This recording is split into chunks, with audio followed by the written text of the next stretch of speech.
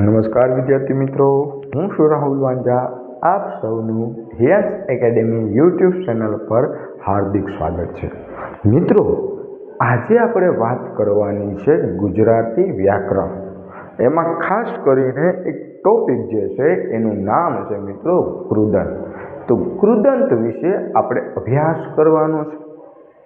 તો બધા જ વિદ્યાર્થીઓને એક અપીલ છે કે તમે મારો જો આ કૃદંતના જે વિડીયો જે છે એ તમે કન્ટિન્યુ જોશો તો એ 100% હું ગેરંટી આપું કે તમને ગુજરાતી વ્યાકરણનો જે આ કૃદંતનો ટોપિક છે એ તમારે ક્લિયર થઈ જશે. ઓકે, ચાલો કોઈ વિશેષ ચર્ચા નથી કરવાની અને સીધા જ આપણે ટોપિક ઉપર આવીએ, જેનું નામ છે મિત્રો કૃદંત. જેનું નામ શું છે મિત્રો? કૃદંત. આ કૃદંત છે મિત્રો, એના પ્રકાર વિશે જોવાનું છે, એના કેવી રીતે પરીક્ષામાં પૂછાય છે એના વિશે આપણે વાત કરવાનું છે મિત્રો. તો પહેલા તો કૃદંત કોને કહેવાય? કૃદંત એટલે શું મિત્રો? કૃદંત જે છે એ કોઈ શબ્દ હશે, કોઈ ક્રિયાપદ હશે અને આ વાક્ય હોય, વાક્યને કોઈ ક્રિયાપદ હોય અને આ ક્રિયાપદની પાછળ લાગતો જે પ્રત્યય છે આને શું કહેવામાં આવે મિત્રો? કૃદંત કહેવામાં આવે છે. વાક્યમાં ક્રિયાપદ હશે અને ક્રિયાપદની પાછળ પ્રત્યય લાગેલા હશે. એ આ જે પ્રત્યય છે એને શું કહેવામાં આવે છે મિત્રો? કૃદંત કહેવામાં આવે છે. જનરલી ગુજરાતી ભાષાની અંદર, ગુજરાતી જે ભાષા છે આ ગુજરાતી ભાષાની અંદર જે શબ્દની પાછળ વુ લાગે, જે શબ્દની પાછળ વુ લાગે એ બધા જ શબ્દો જે છે એ ક્રિયાપદ છે. હવે ક્રિયાપદ છે કેવું? વુ એટલે સાહેબ રમવું, રમવું, ખાવું, પીવું, સૂવું, બધા જ શબ્દની પાછળ વુ વુ વુ વુ વુ લગાવેલું છે. એટલે જે શબ્દની પાછળ આપણે યાદ રાખીએ કે વુ શબ્દો લાગતો હોય, આ બધા જ શું છે મિત્રો? ક્રિયાપદ છે. કૃદંત જનરલી બહુ સરળ ટોપિક છે, આમાં તમારે વિશેષ કોઈ યાદ રાખવાનું થતું નથી. અહીંયા કૃદંતની અંદર તમને એ ખબર હોવી જોઈએ કે કૃદંતના પ્રકાર કેટલા છે, એના પ્રત્યય કયા, કૃદંતના પ્રત્યય કયા છે, અને વાક્યની અંદરથી માત્ર ક્રિયાપદ ગોતતા આવડવું જોઈએ. જો વાક્યની અંદર તમને ક્રિયાપદ ગોતતા આવડી ગયું તો ક્રિયાપદને અંતે કઈ પ્રત્યય લાગેલા હશે. આ પ્રત્યય તમારે જોવાનો છે કે આ પ્રત્યય છે એ કયા કૃદંતનો છે, એટલે તમે તરત પકડી લેશો મિત્રો. કૃદંત એકદમ સરળ ટોપિક છે, પરીક્ષામાં અવારનવાર અને સારા માર્કનું પૂછાય છે. તો ચાલો આપણે જોઈએ કૃદંત. કૃદંત કોને કહેશું મિત્રો? તો કે ક્રિયાપદની પાછળ જે લાગતા જે શબ્દ છે આ શબ્દને શું કહેવામાં આવે છે મિત્રો? તો કે કૃદંત કહેવામાં આવે છે. સાહેબ આ કૃદંત છે તો આ કૃદંતના પ્રકાર કેટલા છે? તો મિત્રો આપણે જોઈએ કૃદંતના પ્રકાર. પહેલો પ્રકાર છે મિત્રો જેનું નામ છે વર્તમાન કૃદંત. વર્તમાન કૃદંત. બીજો પ્રકાર છે મિત્રો એનું નામ છે ભૂત કૃદંત. ભૂત કૃદંત. ત્રીજો પ્રકાર છે મિત્રો એને કહેવાય ભવિષ્ય કૃદંત. ભવિષ્ય કૃદંત. મિત્રો પહેલા કૃદંત ચાલુ કર્યા છે આપણે, પહેલું જ કામ એ આવે કે કૃદંતના દરેકે દરેક કૃદંતના નામ યાદ રહેવા જોઈએ, કૃદંતના પ્રકાર તમને યાદ હોવા જોઈએ. નહીં તો ઘણા વિદ્યાર્થીને અંદર ન આવડતું હોય તો એ જ ખબર ન હોય કે કૃદંત કયા કયા કૃદંત છે અને કયો પ્રત્યય લાગે તો આ પ્રત્યય કયા કૃદંતનો, તો આ મેઇન વસ્તુ ખબર ન હોય. એટલે પહેલી એક નમ્ર અપીલ છે બધાને કે પહેલા તો ખાસ કરીને કૃદંતના પ્રકાર યાદ રાખવાના છે. કૃદંતના કુલ 6 પ્રકાર છે, તો આ 6 પ્રકાર તમારે યાદ રાખવાના છે. યાદ રાખવા પણ સરળ છે મિત્રો. આપણે શાળા અથવા તો સ્પર્ધાત્મક પરીક્ષા અથવા તો અન્ય જગ્યાએ ક્યાંય ગુજરાતી વ્યાકરણ ભણતા હોય તો એમાં કાળનો એક ટોપિક આવે. તો અહીંયા એવું જ છે, જો વર્તમાન, ભૂત, ભવિષ્ય આપણે ભણીએ વર્તમાન કાળ, ભૂતકાળ, ભવિષ્યકાળ. તો અહીંયા એવું છે વર્તમાન, ભૂત, ભવિષ્ય. વર્તમાન કુદંત, ભૂત કુદંત, ભવિષ્ય કુદંત. 3 કુદંતના પ્રકાર યાદ રાખવાના છે: વર્તમાન કુદંત, ભૂત કુદંત, ભવિષ્ય કુદંત. ઓકે, એના પછી જે છે 3, એમાં 2 પહેલા યાદ રખાય. ચોથો પ્રકાર છે જેનું નામ છે વિધ્યર્થ કૃદંત, વિધ્યર્થ કૃદંત, અથવા તો એનું બીજું નામ છે સામાન્ય કૃદંત, સામાન્ય કૃદંત. મિત્રો યાદ રાખવાનું છે, પરીક્ષામાં કંઈ પણ પૂછાઈ શકે છે. પરીક્ષાની અંદર કોઈ પણ તમને પૂછાઈ શકે. વિધ્યર્થ કૃદંત ઓપ્શનમાં હોઈ શકે અને સામાન્ય કૃદંત પણ ઓપ્શનમાં હોઈ શકે. એટલે આપણે બંને યાદ રાખવાના છે વિદ્યાર્થી મિત્રો.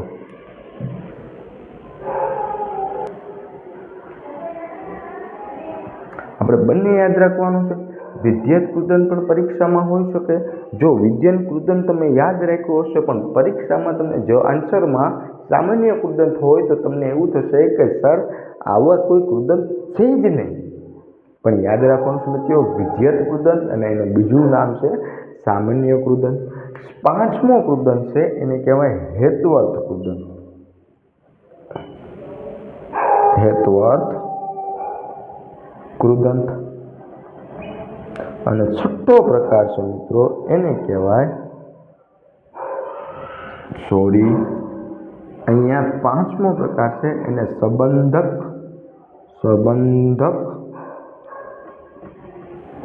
ભૂત કૃદંત, સંબંધક ભૂત કૃદંત. અને છેલ્લો પ્રકાર છે એને કહેવાય હેત્વર્થ કૃદંત. એને શું કહેવાય મિત્રો? હેત્વર્થ કૃદંત. ચાલો, એટલા અહીંયા આપણે ફરજિયાતપણે યાદ રાખવાનું છે. પહેલા વર્તમાન, ભૂત, ભવિષ્ય. વર્તમાન કૃદંત, ભૂત કૃદંત, ભવિષ્ય કૃદંત. વિધ્યર્થ કૃદંત અથવા એનું બીજું નામ છે સામાન્ય કૃદંત, સંબંધક ભૂત કૃદંત. અને છેલ્લો કૃદંતનો પ્રકાર છે એને હેત્વર્થ કૃદંત કહેવાય. મિત્રો આમાં તમને કોઈ પણ કૃદંત તમે ભણશો તો કોઈ પણ કૃદંતની વાક્યમાં ક્રિયાપદ હશે જ. અને આ ક્રિયાપદની પાછળ પ્રત્યય કંઈ ને કંઈ પ્રત્યય કૃદંતના લાગેલા હશે. જો તમને ખ્યાલ હોય કે સાહેબ આ ક્રિયાપદ છે અને ક્રિયાપદની પાછળ આ પ્રત્યય લાગેલો છે અને આ પ્રત્યય આ કૃદંતનો આવે તો તમે કૃદંતનો માર્ક રોકડો કરી લો છો. ચાલો, એક જ વસ્તુ યાદ રાખવાની છે. ક્રિયાપદ પકડો, ક્રિયાપદની પાછળ કયો પ્રત્યય છે અને એ પ્રત્યય કયા કૃદંતનો છે, વાત થાય પૂરી કૃદંતમાં. ઓકે, એટલે આપણે આજે જે ભણવાનું છે એ કૃદંતના પ્રકારો યાદ રાખવાના છે અને કૃદંતના પ્રત્યયો યાદ રાખવાના છે. ચાલો જોઈએ. પહેલો છે મિત્રો વર્તમાન કૃદંત, ભૂત કૃદંત, ભવિષ્ય કૃદંત, વિધ્યર્થ કૃદંત અથવા એનું નામ છે સામાન્ય કૃદંત, સંબંધક ભૂત કૃદંત, હેત્વર્થ કૃદંત. હું કેવી રીતે યાદ રાખું એ તમને થોડું હિન્ટ આપી દઉં. વર્તમાન, ભૂત, ભવિષ્ય, વિધ્યર્થ, સંબંધક, વિધ્યર્થ, સંબંધક ભૂત કૃદંત અને છેલ્લે આવે હેત્વર્થ. હું આ 3 ભેગા યાદ રાખું, આ 2ની જોડીમાં યાદ રાખું અને હેત્વર્થ કૃદંત છેલ્લે યાદ રાખું. મિત્રો આપણે આ બધા જે કૃદંત છે આ બધા જ કૃદંતના પ્રત્યય યાદ રાખવાના છે. કારણ કે ગુજરાતી વ્યાકરણ જે છે એમાં તમારે ફરજિયાતપણે બધા જ કૃદંત હોય કે વિભક્તિ હોય કે પછી નિપાતો તો આના તમારે પ્રત્યયો યાદ રાખવા પડે ગુજરાતી વ્યાકરણમાં. તો મિત્રો આ કૃદંત છે વર્તમાન કૃદંત. તો વર્તમાન કૃદંતનો છે. આમ તો વર્તમાન કૃદંત શું કહેવા માંગે છે, જ્યારે આપણે કૃદંત ભણવાની શરૂઆત કરશું ત્યારે આપણે ડીપમાં ચર્ચા કરશું. પણ વર્તમાન કૃદંત કંઈક એવું કહેવા માંગે છે કે કોઈ પણ કાળની ચાલુ અવસ્થા દર્શાવવા માટે વર્તમાન કૃદંત વપરાય. કોઈ પણ કાળની ચાલુ અવસ્થા દર્શાવી હોય તો વર્તમાન કૃદંત વપરાય. કોઈ પણ કાળની પૂર્ણ અવસ્થા દર્શાવી હોય તો ભૂત કૃદંત. કોઈ પણ કાળની અપેક્ષિત અવસ્થા દર્શાવી હોય તો ભવિષ્ય કૃદંત. વિદ્યુત કૃદંત જે છે એમાં આમાં ત્રણમાંથી એક પણનો કોઈ મેળ પડતો નથી. અહીંયા વિદ્યુત કૃદંતમાં આમાંથી એક પણ બધા જ કૃદંત કરતા અલગ પડી જશે. તમને આપોઆપ ખબર પડી જશે કે આ વિદ્યુત કૃદંત છે. એના પછી છે સંબંધક ભૂત કૃદંત. તો સંબંધક ભૂત કૃદંતમાં એક વાક્ય બીજા વાક્ય ઉપર આધારિત હોય. મતલબ પિતાજી મંદિરે દર્શન કરીને જ જમે છે. તો આ એક નિયમ છે કે પિતાજી પેલા મંદિરે દર્શન કરે અને ત્યાર પછી જ જમે. ત્યાં સુધી જમે. એટલા માટે એક ક્રિયા થઈ પછી એક ક્રિયા પતે એટલે બીજી ક્રિયા થાય, વાક્યનો કોઈ સંબંધ દર્શાવે. આને કહેવાય સંબંધક ભૂત કૃદંત. છેલ્લો છે હેતુવર્ત કૃદંત. સાહેબ હેતુવર્ત કૃદંત એટલે શું? હેતુવર્ત કૃદંતમાં કઈ ને કઈ હેતુ રહેલો હોય, કોઈને કોઈ હેતુ રહેલો હોય. છોકરાઓ, વાક્ય બોલું, છોકરાઓ ક્રિકેટ રમવા મેદાનમાં ગયા. છોકરાઓ ક્રિકેટ રમવા મેદાનમાં ગયા. કંઈક હેતુ છે વાક્યમાં. શું હેતુ છે? છોકરાઓ મેદાનમાં શા માટે ગયા? તો ક્રિકેટ રમવા. છોકરાઓને ક્રિકેટ રમવાનું હતું એટલે છોકરાઓ ક્યાં ગયા? મેદાનમાં ગયા. આ વાક્યમાં હેતુ દર્શાવે, સ્પષ્ટપણે હેતુ દર્શાવું. જ્યારે પ્રત્યય બેના સેમ છે, વિધેયના અને હેતુઅર્થના. આને તમારે ઓળખવું કેવી રીતે? આનો પણ વા કહેવાને, આનો પણ વાને વાનો છે. પ્રત્યય બેના સેમ છે. પ્રત્યયથી તમે ઓળખી શકશો નહીં કે વિધેયત છે કે હેતુઅર્થ છે. તમારે આની પ્રોપર તમને સમજણ હોવી જોઈએ કે સાહેબ જો વાક્યમાં સ્પષ્ટપણે હેતુ દર્શાવેલો હોય તો હેતુઅર્થ કૃદંત, પણ કોઈ હેતુ ન હોય અને વાક્યવાનો પ્રત્યય આવે તો વિધેયત કૃદંત હોય. હેતુઅર્થ કૃદંતમાં હેતુ દર્શાવવામાં આવે, જ્યારે વિધેયત કૃદંતમાં કોઈ હેતુ દર્શાવવામાં આવે નહીં. ચાલો એ પણ આપણે ડીપમાં અભ્યાસ કરશું. અત્યારે આપણે યાદ રાખવાનું છે મિત્રો કે આ કૃદંત છે સાહેબ, તો આ કૃદંતોના કયા પ્રત્યય છે એ યાદ રાખવાનું છે. ઓકે, ચાલો પહેલા વર્તમાન કૃદંત. તો વર્તમાન કૃદંતનો પ્રત્યય છે મિત્રો ત. કયો છે? ત.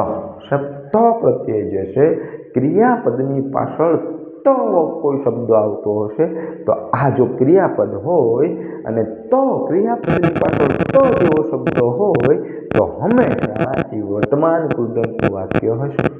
તો વર્તમાન કૃદંતનો પ્રત્યય કયો છે મિત્રો? તો હવે તો છે તો એમાં તો, તી, તું, તા આનો પણ સમાવેશ થઈ જાય. એવું પકડી નથી લેવાનું કે સાહેબ તો હોય તો જ વર્તમાન કૃદંત હોય. તો, તી, તું, તા છઠ્ઠી વિભક્તિના પ્રત્યય પણ હોઈ શકે. તો, તી, તું, તા પણ હોઈ શકે છે.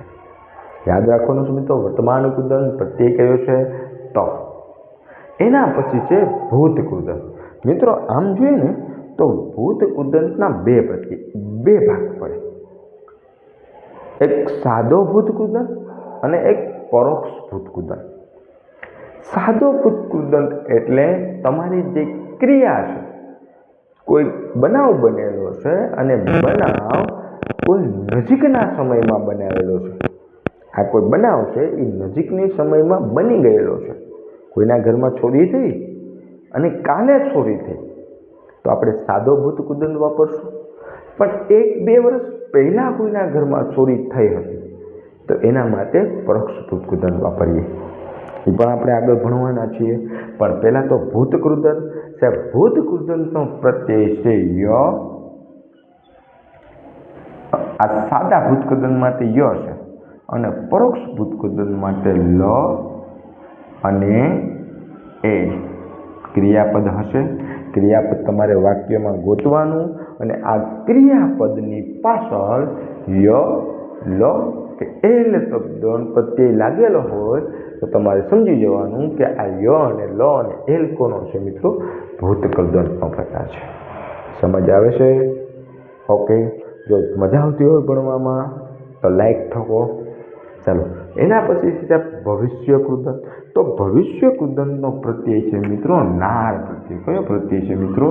નાર પ્રત્યય છે. ખાનાર, જમનાર, રહેનાર, સુનાર, આવું બધું નાર પ્રત્યય હશે.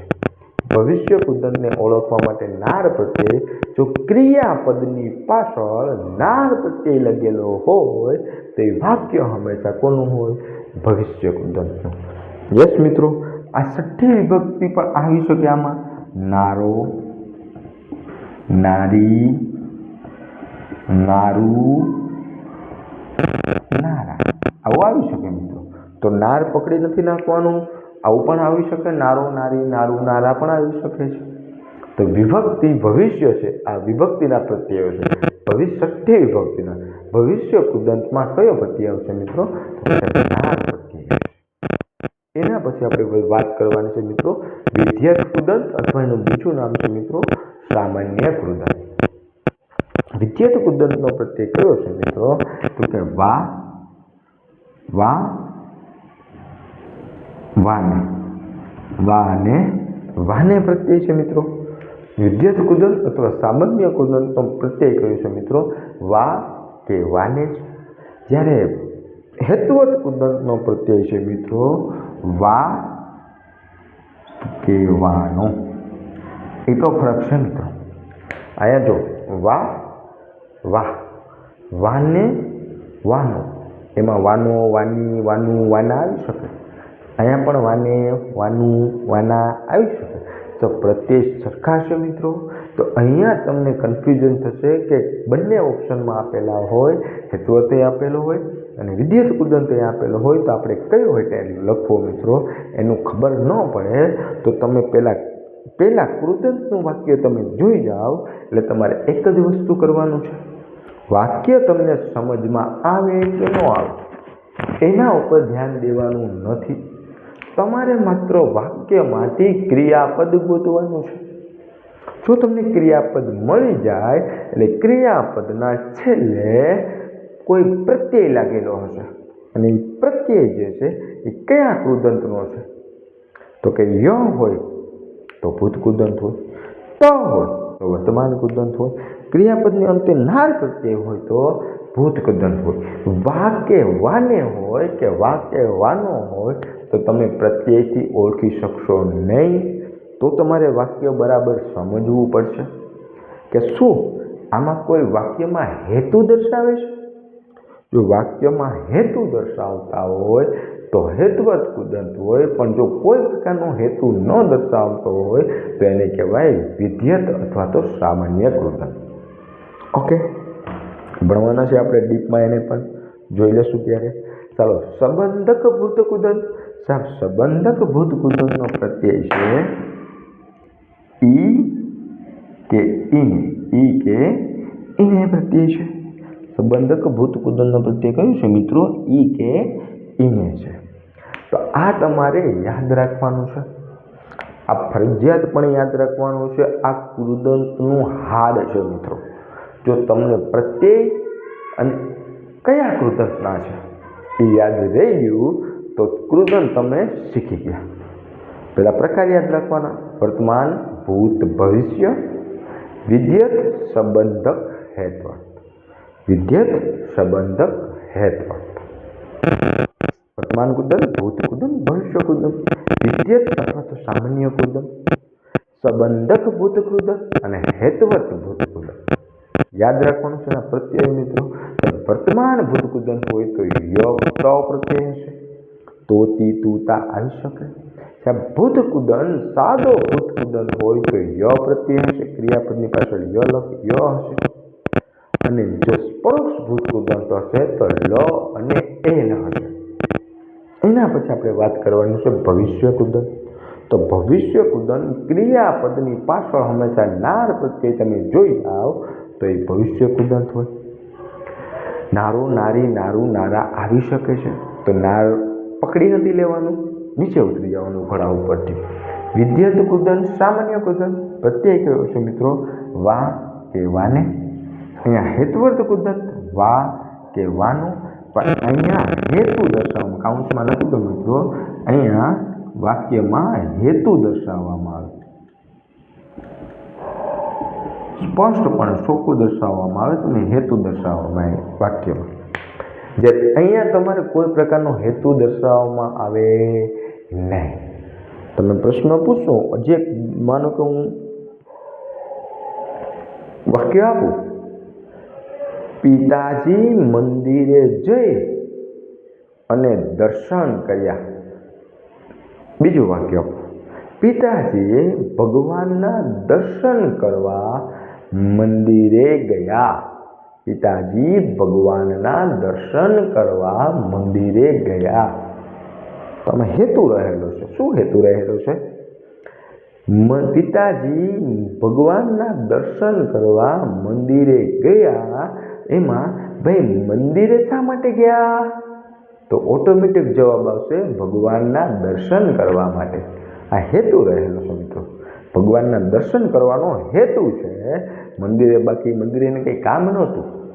તો પ્રશ્ન પૂછાય વાક્યને, પાછળના વાક્યને, મંદિરે શા માટે ગયા? તો કે ભગવાનના દર્શન કરવા માટે ગયા. તો આ જે છે એ સ્પષ્ટપણે હેતુ રહેલો છે. એનો હેતુ છે કે મારે ભગવાનના દર્શન કરવા છે. ક્લિયર છે મિત્રો? ઓકે, ડાય. આ બે કન્ફ્યુઝન હતા. પછી આવે સંબંધક ભૂતકુદંત, જેના પ્રત્યે છે ઈ કે ઈને. હેતવત કુદંત પ્રત્યે છે વા કે વાનું, પણ સ્પષ્ટપણે હેતુ દર્શાવવામાં આવે છે.